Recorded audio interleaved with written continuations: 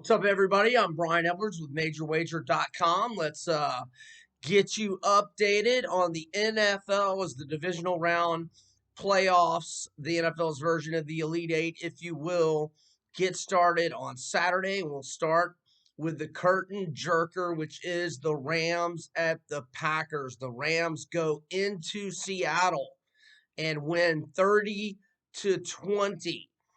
and advance to face the Packers, who had the number one seed in the NFC and were off last week.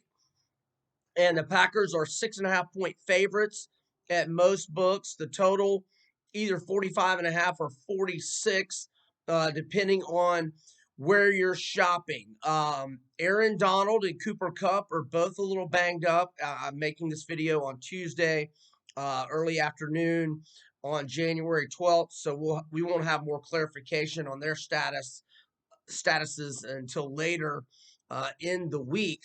But I'm going to assume they're both going to play, and I still like Green Bay.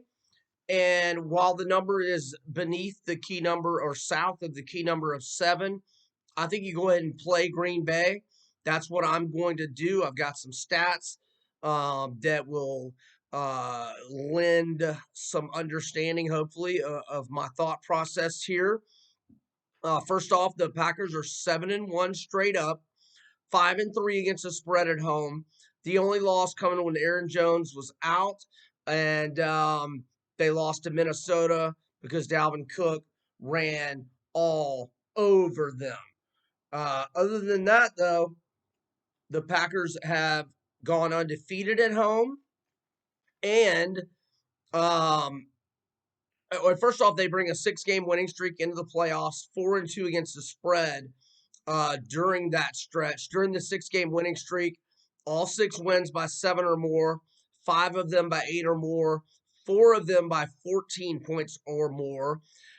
When the Packers have been favored by 8 points or fewer this year, they are 8-2 against the spread. When they have been a home favorite of 8 points or less this season, they are 5-1 versus the number. Aaron Rodgers, 4,299 passing yards on the season, 70.7 completion percentage, 48-5 TDI&T ratio overall, 23-2 TDI&T ratio at home. Devontae Adams, despite being limited to 14 games, still 115 receptions, 1,374 yards, 18 touchdowns. Just a little on the Rams. Now, I'm endorsing the Packers, but I will just say they are 11-6 straight up, 10-7 against the spread. The under is on an 11-3 run for the Rams. However, this is the third lowest total for the Packers this year. 14 of their 16 games have had 46 points or more, which applies with the number being 45.5 or 46. If it's 45.5, obviously 14 of their games have gone over that number. I think it was just one that had 46, if I'm not mistaken. So, yeah, third lowest number on a total for the Packers this year. The 2 that were lower were 44 at Minnesota in week 1 and at home against Chicago. Those scores were 41-25, a win over Chicago. So what's that, 66 points, and a 43-34 win at Minnesota, which is 77 combined. So, yeah, I'll lean to the over, even though the Rams got the best defense in the NFL. But my main play I'm recommending is the Packers. Okay, the night game, Baltimore at Buffalo. I don't know what to do with this game. I might pass. I might just look to maybe find some in-game value if one team or the other gets out to a big lead, such as when Cleveland got a 28-0 lead. I took Pittsburgh plus 18.5. I was still in the first quarter. Barely won it, but won it nonetheless. Yeah, I don't have a whole lot for you other than what a performance by Baltimore the other day. And Lamar Jackson gets that monkey off his back, if you will, not winning a playoff game. He was spectacular, especially running the football. And what a defensive performance. If I'm remembering correctly, was D. Henry's final numbers 18 carries for 40 yards? I think that's right. I know at one point late in the game, those were the numbers. I don't like it, man. Josh Allen really, really, really playing well right now. And but their defense, when he was kind of hit or miss the first couple of years, he'd have his moments running the ball, but just wasn't that accurate passing. Um, but Buffalo had elite defenses the last couple of years. Going back even before Allen, when they lost that game to the Jags that they never should have lost, the year the Jags somehow made the AFC Championship game and then blew a double-digit fourth quarter lead to the Patriots in Foxborough. But I just don't trust Buffalo's defense. Um, and I don't want to play a over. And by the way, I haven't even looked at what the weather is going to be at Orchard Park, but I have looked up the weather in Green Bay.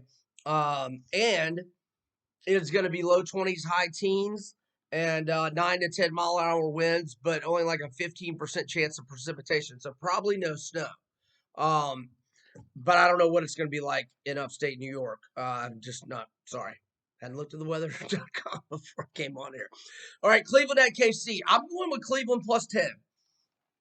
And do you wait to get more clarification on Denzel Ward and their Pro Bowl left guard, who are they're saying here early in the week they're probably going to be back, but I mean, I'm not really sure what the quarantine and COVID protocols are there. But those guys tested positive.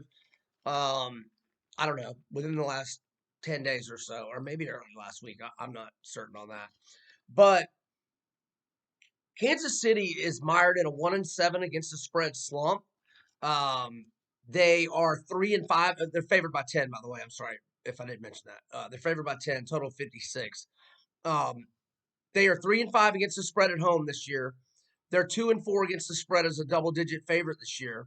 They're mired in a 1-7 against the spread slump in its last 8 games.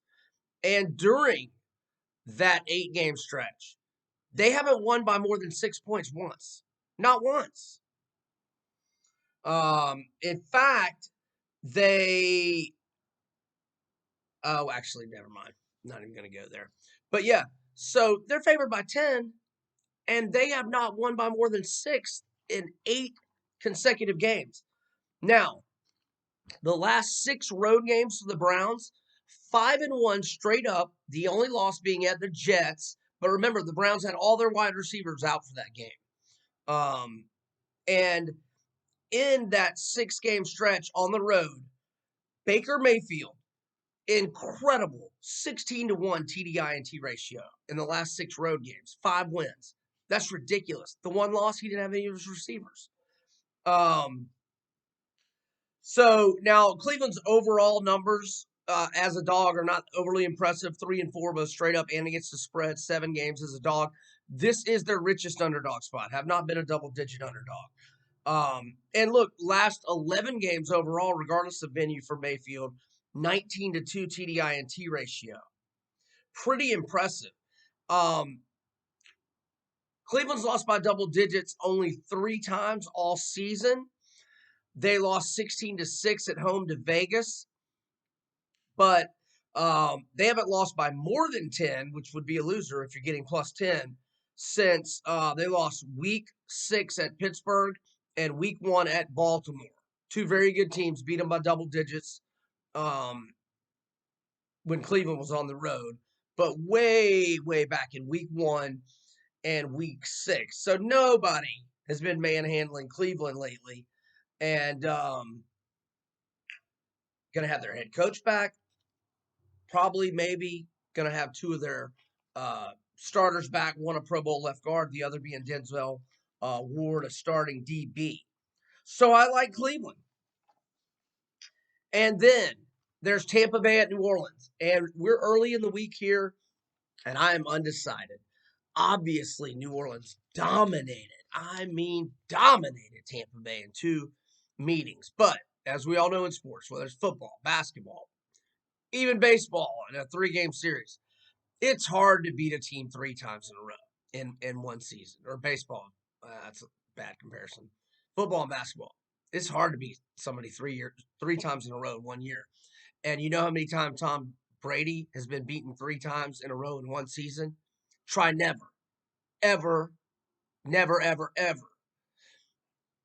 He looks in top form right now. He looks like he's playing better than Drew Brees. Although the New Orleans offense, they looked okay. Michael Thomas, Kamara were back and looked pretty good.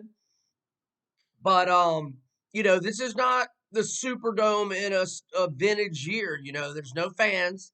So, and look, Tampa Bay's 7-2 on the road this year. They played their best ball on the road. When they lost at New Orleans early in the year, I'm pretty sure it was a season opener. I'm almost positive it was, if not, it was week 2, but I'm pretty sure it's season opener. Gronk he had not shaken the rust off yet. They did not have Antonio Brown. They have those guys who are former perennial Pro Bowlers. They now have those guys in the mix. They're going to get Devin White back, a star linebacker from LSU. 9 sacks on the year. He did not play last week. And I'm leaning to the Bucks. Now it's 3 at most spots. I would have preferred 3.5 for sure. Slightly leaning to the Bucks. So in review, I like Green Bay. Sort of lean to the over, but Green Bay way more confidence level. No clue on Buffalo, Baltimore. Don't know what to do there. I like Cleveland plus 10, and I'm leaning to Tampa Bay. I'm Brian Edwards, MajorWager.com. Good luck with your bets. The NFL's version of the Elite Eight is here. Gotta love it. Over now.